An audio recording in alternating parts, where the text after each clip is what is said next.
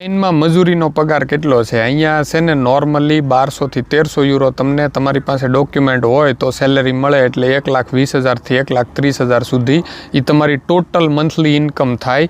એમાંથી તમારે જો શેરિંગમાં રૂમમાં રહેતા હોય તો 200, 150, 200, 300 આજુબાજુ ભાડું થાય. પ્રાઇવેટ રૂમ રાખો તો 200, 300, 400 સુધીની તમને નાની મોટી રૂમની સાઇઝ પ્રમાણે રૂમનું ભાડું હોય, અને ખાવા પીવાના 200-250 કાઢી નાખવાના, અને પબ્લિક ટ્રાન્સપોર્ટ ને બીજા આદાવાળા ખર્ચા 100-200 યુરોના કાઢી શકો.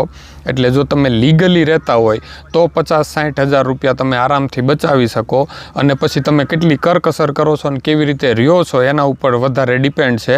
એટલે લોકો 60-70 હજાર સુધી આરામથી બચાવી લે છે. અને જો તમારી પાસે ડોક્યુમેન્ટ ન હોય ને પેલું જે પાદરોનવાળી સિસ્ટમમાં તમે હોવ ને 2 વર્ષ સુધી ડોક્યુમેન્ટની રાહ જોવાના હોય તો તમે મેક્સિમમ 600 થી 700 યુરો અહીંયા સેલેરી છે. લોકોને 25, 30, 40 યુરો મેક્સિમમ જેવું કામ હોય એ પ્રમાણે રોજના પૈસા મળે છે અહીંયા. અને જોબ એટલી બધી છે નહીં, અને પેપર વગર એટલી બધી જગ્યાએ તમને કન્ટિન્યુ જોબ ક્યાંય મળી ન રહે કે ભાઈ તમે 2 વર્ષ સુધી ગમે ત્યાં ગમે એમ કામ કરે જ રાખો.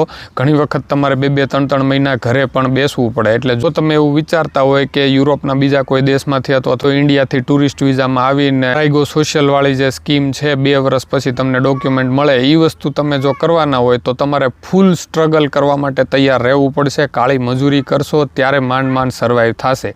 એટલે જે કોઈ મિત્રો આવતા હોય અથવા તો આવવાના હોય એને આ વિડીયો શેર કરવાનું ભૂલતા નહીં. કંઈ પણ સવાલ હોય તો કમેન્ટમાં પૂછજો.